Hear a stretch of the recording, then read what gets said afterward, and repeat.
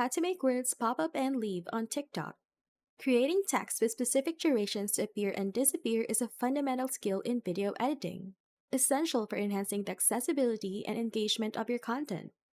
Whether you're adding subtitles to a film, creating informative overlays for tutorials, or simply looking to emphasize key points in your videos, precise timing is crucial.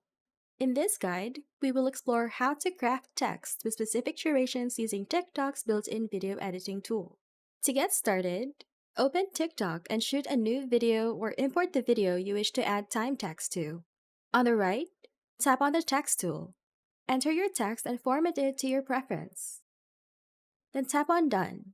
The secret to having the text in your video appear and disappear at certain times is setting a duration. Tap on your text to view more options and select Set Duration.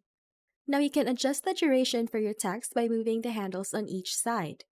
The left handle controls where your text shows, and the right handle controls where it disappears. Adjust to your liking, and when you're done, simply tap on the check mark at the bottom right to save the changes. Congratulations! You've just unlocked a new dimension of storytelling within your videos. Now you can post your new TikTok video. If you find this video helpful, don't forget to like and subscribe.